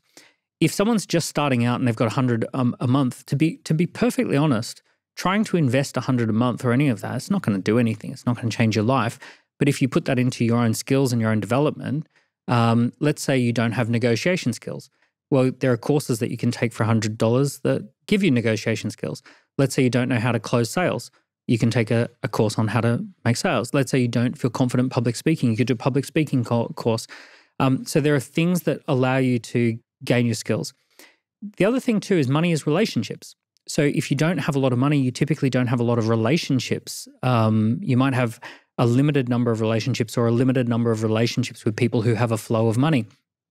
When you have a high degree of relationships with people who've got money flowing, it's very effortless for that to flow to and from you as well. So you might have to invest in relationships. When I arrived in the UK, I knew that one of the places that I would meet interesting people would be private banks. So I didn't qualify for private bank, but I went into a private bank and I said, I'm going to be launching a business and of course it's going to be great and successful. I want to bank with a private bank. Do you have an entrepreneurs program? Oh yeah, we did. And they start selling me joining the entrepreneurs program. Now it cost me £600 to open an account with that private bank, but they immediately invited me to dinners and they invited me to networkings and all these sorts of things in the private bank. One of the things that I've recommended a lot of people do is host dinner parties and reach out to people who you don't know. Here's a silly story. I was just in Dubai and I know someone who has a 100-foot yacht. So I said, Jeremy, can I borrow your yacht for the evening? I'm going to be putting 15 really influential people for a dinner party. We're going to have burgers on the boat. And he said, oh, great, can I come? And I said, of course you can come. It's your boat, right? So he said, great, that'll be exciting. So he basically said, you can host this party on my 100-foot boat. So I reached out to all the people who I didn't know and I said, hey, we're putting together burgers on the boat. Would you like to come along and have some burgers with interesting people? And then they came along and I made the investment into relationship. Now, the funny thing is a lot of people say, oh, but you know someone with a 100-foot yacht. Funny thing is, I think plenty of people who have a boat, especially in Dubai, it sits empty most of the time. You could reach out to 30 people and say, we're going to do it on someone's boat. Would you like it to be your boat, with or without you energy? So making investments into relationships is a really powerful thing. For $100 a month, personally, what would I do with $100 a month? Take people out to dinner. That would be my number one investment. I'd probably be taking people out to dinner. Why? The investment into the relationship. So I would be inviting the most interesting people I could possibly invite. If I had the ability for $100 a month, I guess that's one dinner. So I would reach out to someone interesting and say, I've seen your story. I've seen what you're interested in. Can I take you out for lunch? Can I take you out for dinner? It's my shout. I'd love to get to know you a little bit better. Obviously, don't do that with someone who's famous. You get 100 of those a day. I get plenty of those a day. Reach out to someone who's not famous, but who's accomplished, who's successful, who's a mentor-esque type person, not necessarily a superstar, but someone who's a few steps ahead. Take those people out to lunch, take them out to dinner. Would you say in that message that, you talk about calls, I talk about emails.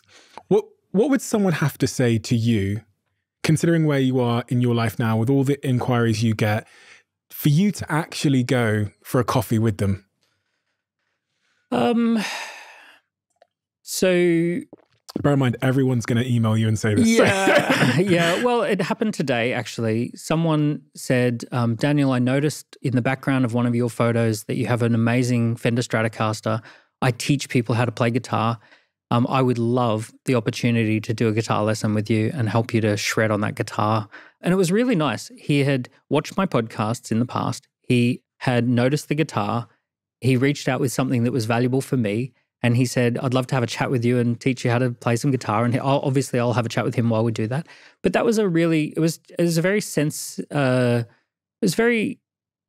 felt like a good connection. I also had a look at his profile and he looked like a really lovely person, who's getting on with doing stuff. There's a bit of with or without you energy as well in terms of, I can see this person's up to stuff. So I look at that and I go, he did some research on you. Mm-hmm. He offered you value in an area where you were potentially seeking or looking for the value. Yep.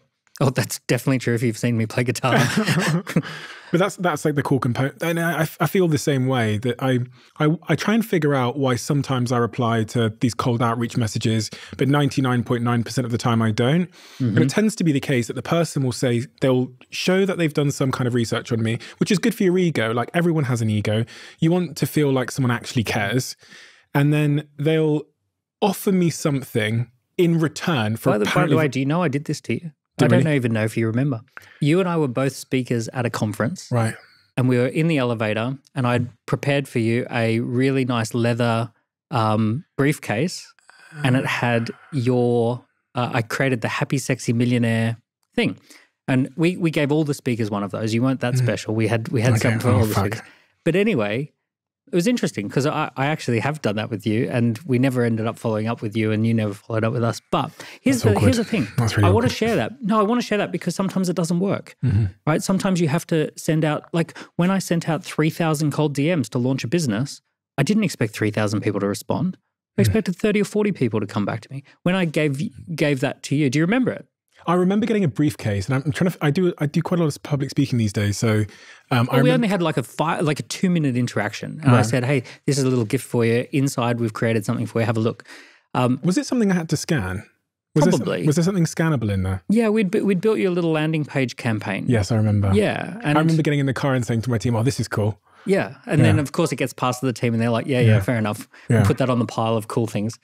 So the point is I'm saying that to say, these things, you don't want to get hung up on the idea that one person's, like, in that same event, we gave that same thing to another really well-known person. They've gone with it and they're like, millions of followers and they're one of our clients now. So we have with or without you energy, which is when my team do this, we pick 30 or 40 people who'd make amazing connections and contacts in our VIP outreach team. And then we reach out to them and we expect maybe 2 or 3 of them to get back to us.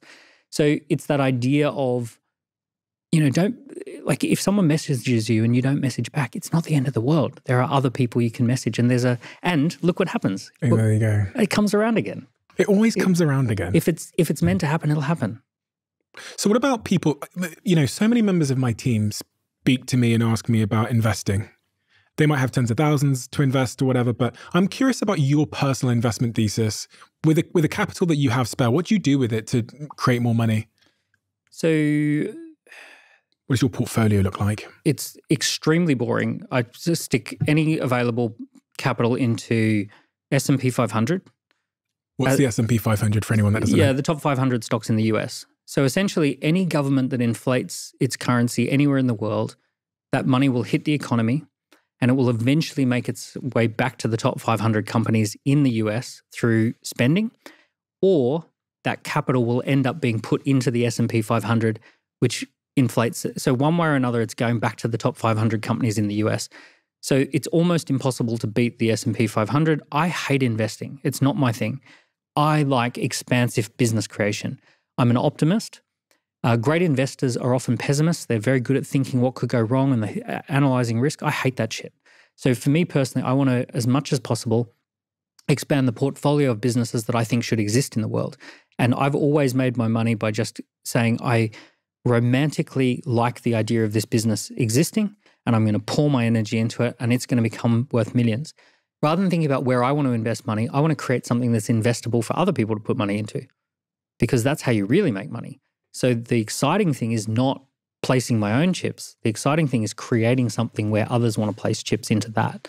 So let's talk about that journey then. Yep. That journey from got an idea, want to start that ice cream business, that Chilean basil ice cream business, whatever. Exit for tens of millions. Exit for tens of millions. I get off the ground. People love my Chilean basil ice cream. What is the journey that an entrepreneur goes on from zero up until they exit? So there's a key stages. The first 4 stages where everyone gets caught is called chaos, concept, audience, offer, sales. So you have to develop your concept. So it's a good concept. You've validated it. You've conducted some experiments. You're aligned to it. Other people are excited about it. Audience is that you engage an audience. Waiting lists, dinner parties, scorecards, quizzes, discussion groups, all of those are great audience builders. Yep. Offer is that you construct a packaged up offering so that people can buy something and that that audience can now act on something and buy. And then sales, which is the ability to talk and discuss with your interested parties to close deals, to actually get sales across the line and to do that predictably and reliably. So for sales, we establish something called a rhythm of laps, leads, appointments, presentations, and sales. And we measure our pipeline every week. How many leads, how many appointments, how many presentations, how many sales. So those are the first 4 things: concept, audience, offer, sales. And that should get you into the 6 figures of revenue just by doing that. The next thing is about team building. You've got to establish a key person of influence who's got a personal brand, who's the leader of the company, who's going to embody the brand, and you've got to build a team of 8 people around them. A general manager, marketing and sales, finance admin, IT, media, and operations, those kind of roles. And essentially, you now build this core team of 8, and the key person of influence job is to engage bigger and bigger audiences.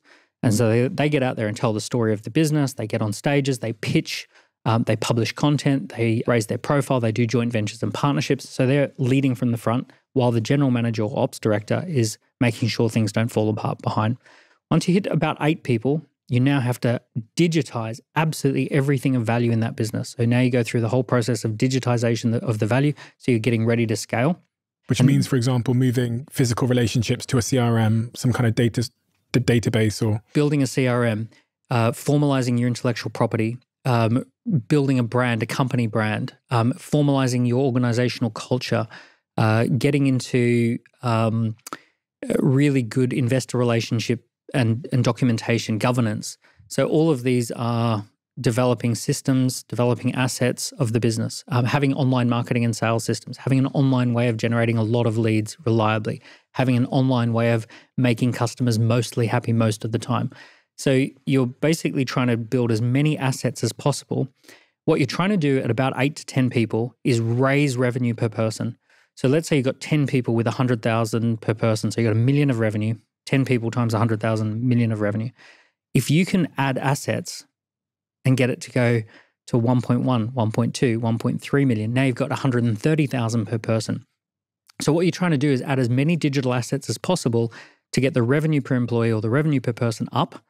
Once you see that the revenue per person is going up, now you can add people, because the more digital assets there are times by the number of people, now you're going to be successful. Now, the really hard jump is from 12 to 30. From 12 people to 30, you're too big to be small, too small to be big. Very difficult time in any business's life. And what you have to do is go through a transformation of a small team of rebels and misfits to a professional team that's manufacturing value. A lot of people have to go. Unfortunately, some of the earlier people who were there because they could breathe and had a pulse and all of that sort of stuff, they unfortunately have to go find a new startup. And you now have to go and bring on team members who come through recruiters with a proper process, and who they go through an entire process of how they join the team. They're onboarded correctly, and now you transform into a more valuable professional organization. Once you hit 30, you've got a 5-person executive team plus a non-executive director and an advisor, and then you've got some teams of teams, and now you're doing 10 million of revenue, 3 million of profit, and now you're exitable. Have you got to make a decision early? That was a mouthful. No, sorry. but it's so true. It's so funny. Did you agree with that? All of it. I agreed with all of it. The interesting thing as well is the part you said about, of the first 10 people you hire, very few of them are equipped already or able to adjust to the environment you have at 30, 40, 50, 60, 100. Totally. And part of what I've noticed is that when there's 10 people, you're acquiring a different set of skills, and you're thinking more about multidisciplinary individuals that can kind of wear a few hats but not do anything exceptionally well. Swiss Army knives. Yeah. They can do 25 things badly. Yeah, exactly. And then when you get to like 50, 60, 70 people, it's really... Specialists. Bread knife. Bread knife, just cuts bread really well. Just that. So on this then, when we're thinking about our own careers, we've got to ask ourselves that question, which is, are we a specialist that should be going into a company where there's 50, 60, 70 people? Or are we that kind of Swiss Army knife that should be playing in startups and then going from 0 to 1 versus like 1 to 2? Yeah, I've had to wrestle with that myself. I personally absolutely adore the first 2 million of revenue. That is where my fun, that for me is fun. It's where I find it exciting. I become almost pathologically distracted once we hit 2 million of revenue, and I have to remind myself, oh, wait a second, we've got a fast growth business here. Stop thinking about other things. I really enjoy getting businesses past that first couple of 100,000 a month. And then for whatever reason, I'm like dreaming of a blank page. I just want something like, oh, what if we did this? What if we did that? But here's the cool thing. There are so many amazing people who are phenomenal at the 2 to 20 million jump. So at the moment, the person who's leading Dent Global is Glenn Carlson. Glenn I've known him since I was 14 years old. And actually what he's phenomenal at the moment, we've discovered, is that he's really, really good at driving that next jump, the 2 to 20 million jump. So there's the 0 to 200 grand like testing. There's the 200 grand to 2 million, which is like, yeah, okay, this thing's got some legs. There's the 2 million to 20 million jump, which is we're professionalizing, we're becoming a proper business, we're becoming valuable, we're getting all the right people. What's shocked me, because I've known Glenn for so many years, is that we've just recently discovered that that's what he's suited to. He's really good at the 2 to 20 million jump.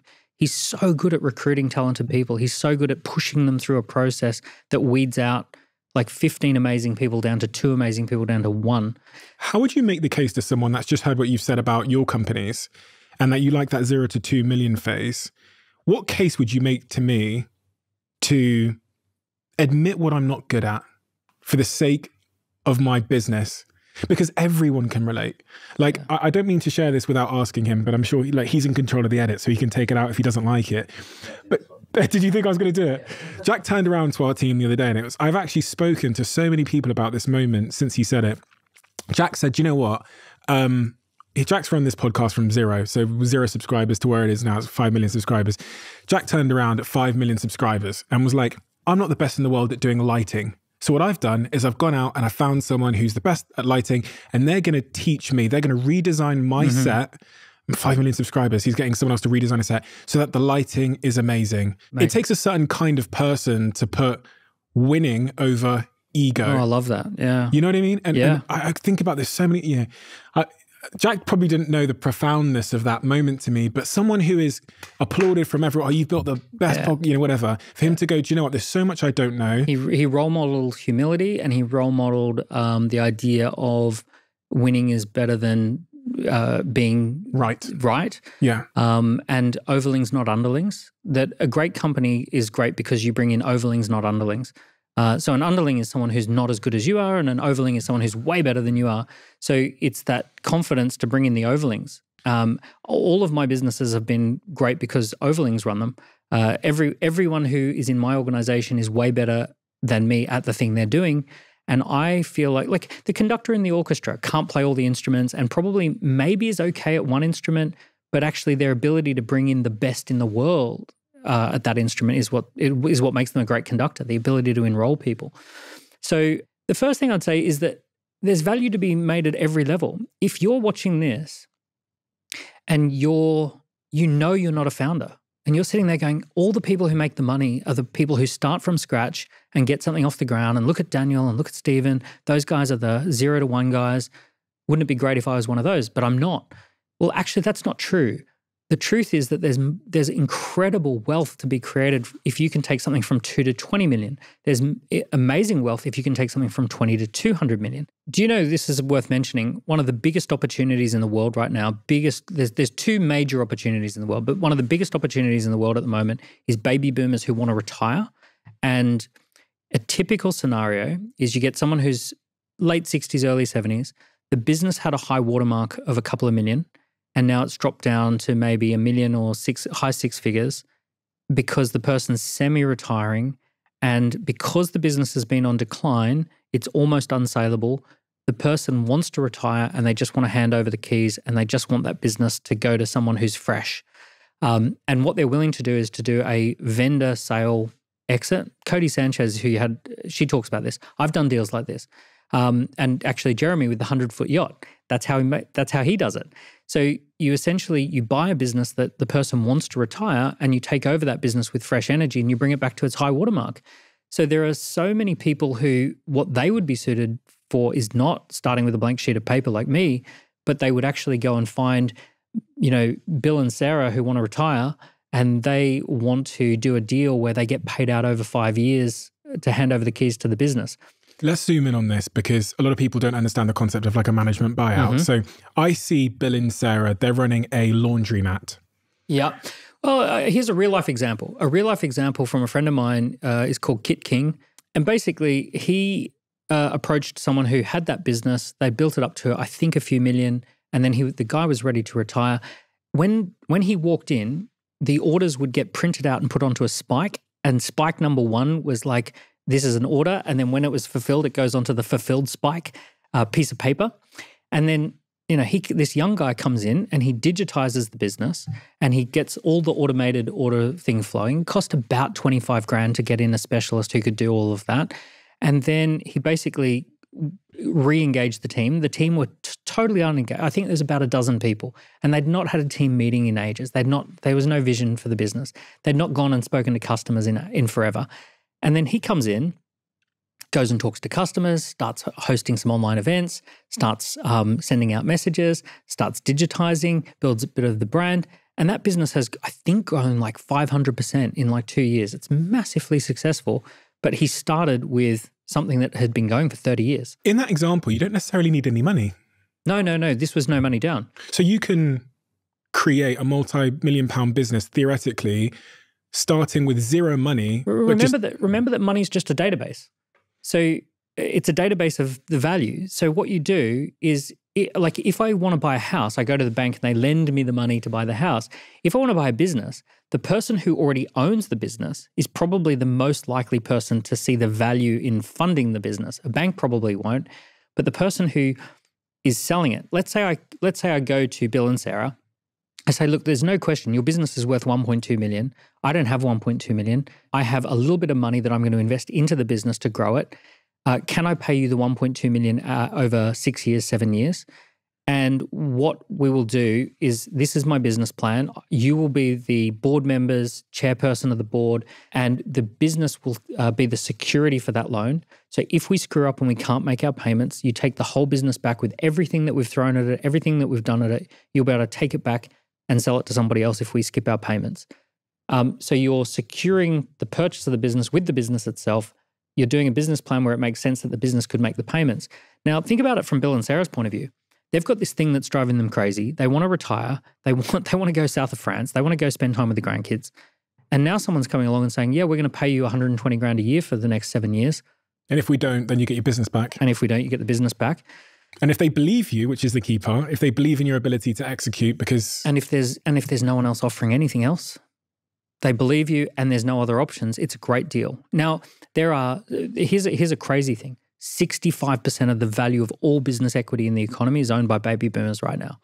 So if you were to throw a dartboard at all the valuation of every company in the UK or the USA, there's a 65% chance that you hit a baby boomer. Right? So it's incredible. Now, all of those businesses have to be passed on somewhere. Now, all of these young people, they all want to have the latest psychedelic startup or something like that. And they're like, oh, I don't want the elevator repair business that does 8 million a year. It's like, go get involved in that, right? So that's a huge opportunity. Massive. The arbitrage and the opportunity here is boring businesses. Boring businesses that you can bring something to it. You can digitize it. You can make it interesting. You can create a culture that's exciting. The thing about a boring business. Boring boomer business. Boring boomer business, right? The BBB, I said that first. Right? That's my next book. Get the URL. I said that first. Trademark. Yeah, could you guys grab the URL? Wait a sec, I'll get my So the boring boomer business, the BBBs, a business can be exciting. It can do a boring thing but still be an exciting business. The way you run the team and the culture, the money that it spits out can be exciting. You can use that business to sponsor a charity. I've got a friend and a client called Sebastian Bates. He's got an amazing martial arts school that's in the UK and Dubai called Warrior Academy. And he's used he's very profitable. He's now set up martial arts schools in Kenya, Nepal, all of these different areas that are struggling areas now have a martial arts academy. He set up his own charity and he's basically doing martial arts schools for kids who have never had anyone look out for them. They're often street kids and homeless kids. They come into martial arts and they get taught life skills and martial arts and confidence and character. But the point is you can take a boring business and the way that you run it, you can launch a charity associated with it. You could hire young people who are coming out of prison and give them a second chance to get started. And that could be part of the excitement of the business. There are so many ways to make a boring business an exciting business. Most of the times, Bill and Sarah have given up on that. They're just, they've been doing it for 20, 30 years. They're not fresh. And the business has been in decline. Anyway, that's a huge opportunity, massive, way bigger than starting something new. Like if I was starting from scratch, that's probably actually where I'd probably start. It's so funny that never dawned on me. When I was penniless in Manchester, and I was very persuasive, but my strategy for wealth creation was to pitch a brand new tech company because I'd just seen that social network movie with Mark Zuckerberg.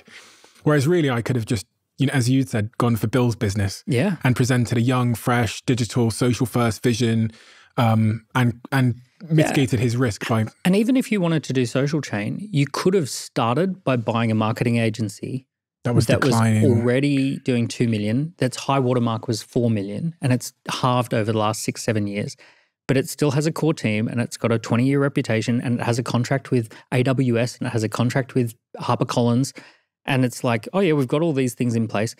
You buy that business that's doing 2 million as a starting point.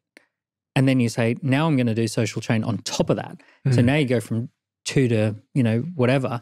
But rather than starting from absolute scratch, you could actually start with a couple of million of revenue just by going in and doing a deal with someone who's already got a starting point. 2 key skills here. The first skill is sales. We've talked about that. You have to be persuasive. And the second key skill is even understanding the structuring of that deal. And those are 2 very different things, but they're imperative. What I've come to learn over the last 5 years is the people in my life that are the best wealth creators have those 2 skills. Yeah. They understand how to structure a deal and they understand how to sell the deal. Yes. Yeah. Sales sales, that demand creation, the doing the deal, and structuring, phenomenal skills. And everything that you want is on the other side of a structure that exists. So with Score App, 2022, AI comes out, and I go, oh my God, AI changes the fundamental nature of this business. We need to be on AI. I thought the first thing I want to do is bring someone onto the team who is an AI expert. So I approach Professor Andy Pardo, who's the head of AI for Warwick University, and I say, we're setting up an AI advisory board. Would you like to be on our AI advisory board? Here's how much we pay per year. And would you like to join the board? And he's like, yeah, I'll join the advisory board. So he comes and joins our advisory board. He starts making some recommendations about how we adapt to the AI challenge. We didn't need anyone else. That was absolutely perfect. He brought with him a team of researchers who came in and worked on the back end of our system as well. But what was interesting is that happened in 2 weeks. So from 2 weeks, we went from no AI integration to having Professor Andy Pardo, who's a PhD of AI, who's got 25-year background of AI, as our advisor because we set up an advisory board. So I just knew what structure to structure it as. Mm-hmm. You know, so had I said, can you help me? I need to figure this out.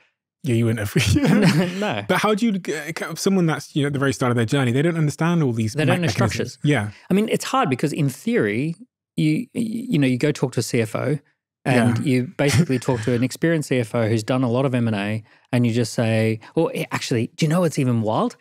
Today, you don't even need a CFO. You go on ChatGPT, act as a CFO, explain to me what structures I would use to do this. How would I structure a deal? How would I structure a deal with this? Explain to me, I would like to buy a business, an existing 20-year-old business. I would like to buy it so that I don't have to pay anything up front, and that the owners of the business finance my new ownership of the business. Act as a CFO and advise me on how to do that transaction. And what's amazing is ChatGPT will do a good job of that, or is a good starting point. Draft the heads of terms. You can ask ChatGPT to do it. Yeah, draft the heads of terms for that deal. Review the draft of heads of terms to see if there's any omissions or mistakes. Would you have changed, now that you've seen that, would you do anything differently? Yeah, I would change this. You can send the email. Draft an email to the finance director of this company proposing that we acquire the business with no money down. Right? Asking for a meeting, yeah. Isn't it crazy that we live in this new era where the possibilities in terms of communication, storytelling, persuasion, and the cost of a sale have completely changed? Dynamics have shifted. AI is changing everything. We haven't realized yet, have we? If you think about how we're behaving, no. We haven't quite realized the potential of the technology we have. We are like on the movie The Titanic when they hit the iceberg and they're all just like dancing on the thing, and someone says, oh, it's an unsinkable ship. And the guy with a white face says, it's made of steel. It will go down. It'll sink. When I first saw AI do what AI does, I had that moment of like, oh no, this changes everything. We've just hit an iceberg. This is a fundamental general purpose technology that is going to change everything. It's going to change every industry, top to bottom. Everything's going to have to reorganize itself around an AI landscape. But we're all pretending like it doesn't exist. We're all pretending like this thing isn't doing what it's doing. But yeah. There's one thing that AI disagrees with you on. When I say AI, I mean Sam Altman from ChatGPT. You said earlier, business is a team sport. Now, he has a WhatsApp group, Sam Altman, the founder of ChatGPT. And in that WhatsApp group, he's got a bet with some friends that there'll be the first ever one-person billion-dollar company soon. And they're guessing on the date of the first ever one-person billion-dollar company. Because with AI, the team sport becomes you and a large language model like a ChatGPT. I think that it's directionally correct, what he's saying. The one-person AI business will be beaten by the 10-person AI business. And that, like, yes, it probably will happen. Let's zooming out. Of course it will happen. There will be a person who creates something using AI and it'll be a standout thing. But to replicate that again and again, what we will see a lot of is 5-person teams with a CEO, CTO, COO, CMO, CFO who work together as 5 people doing the work of 500 people using AI. That'll happen definitely, and that'll be that'll reproduce. But to a degree, business is always going to be a team sport that essentially 5 or 6 people will always beat one because they're talking to each other and they're covering different angles. And whatever AI strengths, AI is very good at content but not context. And having 5 people who share a context and create a context together, then the content can happen using AI. AI without that context, it doesn't know what to do. So it doesn't have any purpose. Right now. Yeah, to a degree it can start to, it still needs a first mover on what is the context. Why are we doing this in the first place? Right now? So, well, that's the one person. Yeah, I agree with you that there is, like, we are at a time in history where we can't see around the corner. We don't know what society will look like. But here's a few things I do know about. I do know that as it stands right now, humans are great at context and AI is good at content. And if you can provide AI with an amazing context as to what it's meant to be doing, it will fill in all the blanks. But it needs the context first. I know that vitality versus functionality. AI is great at functionality, but it needs someone to breathe life force into it. It's the human life force that we breathe into things. So it still needs vitality, even though AI does a lot of functionality. And the warning that I have for people is that AI is very good at turning you into a creator or a consumer. So it essentially figures you out and it says, oh, TikTok, huh? How about we get you to spend 16 hours on TikTok and hypnotize you into spending way longer than you thought on this thing. And the AI is really good at saying, we'll drive you down to the edges of how much someone can consume. But it will also drive you to the edges of how much someone can create. And one thing that is going to happen in the next few years is everyone is going to have to make a conscious decision. Do I want to be a creator or a consumer in relationship to AI? Because if you allow AI to use you, it'll just turn you into a consumer. You'll listen to more stuff, watch more stuff, do more, like spend more money because AI is good at that. Or if you use it to build stuff and make stuff and produce stuff, you will be doing superhuman levels of creativity because of AI. But it's going to divide society into consumers and creators. Okay, very important announcement. Waited a long time to tell you about this. Last year, I launched my very own private equity fund called Flight Fund with the aim of investing in great companies that are working to bring about a better future. At Flight Fund, we're committed to empowering the most innovative founders by providing not just funding, but mentorship, guidance, and a network that fuels their growth. Since launching the fund, we've invested in disruptors like SpaceX, Zoe, Huel, Whoop, Until, and many, many more. And today, I'm excited to announce that Flight Fund is now live on Seedrs. Head to the link in the description below on this episode. It will say Flight Fund, and you can learn more about Flight Fund and why we've partnered with Seedrs. Quick one, as you might know, a company that I've invested in is now also a sponsor of this podcast, and they're called Zoe. And I'm coming to you today with a warning, and it's all of those diet companies' favorite month of the year. And that means that you're about to hear a lot of jargon and words across all types of media when it comes to diet culture.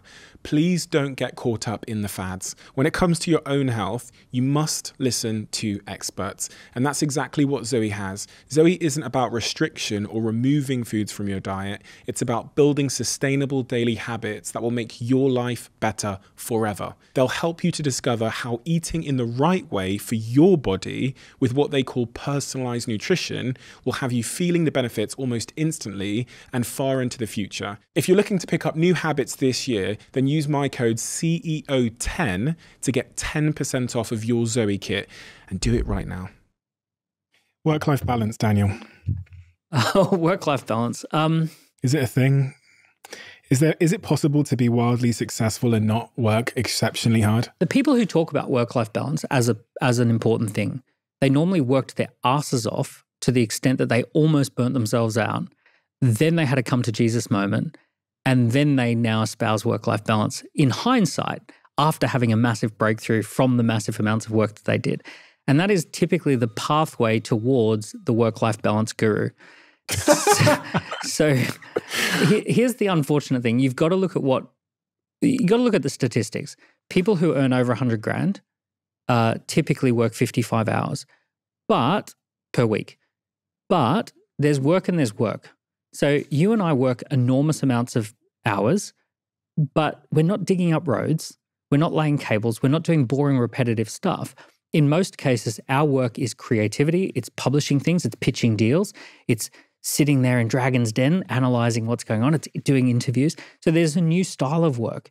So when people get angry about work-life balance and they say, damn it, work-life balance has to be a thing, it's normally because their association to work is that work is such a negative thing and work is something you have to do in order to make money. And when people say, oh, I do 55 hours a week and I love it, they go, well, something's deeply wrong with you. It's like, you're toxic. Yeah, you're toxic. Well, actually, it's apples and oranges. Yeah, I'm doing something that's deeply fulfilling and passionate, and I can do it from home, and I do it online, and it's digital, and I see my kids all the time while I'm doing it, and I actually don't feel like I even work that hard. I'm just enjoying it, but I am doing that stuff. Keep in mind this: if you're doing a lot of hard work that doesn't develop an asset simultaneously, it's probably going to end up toxic. You may burn out. If you do a lot of hard work that simultaneously develops an asset, the asset value eventually takes over, and then you're working completely by choice. So simplify that as if I was a 10-year-old.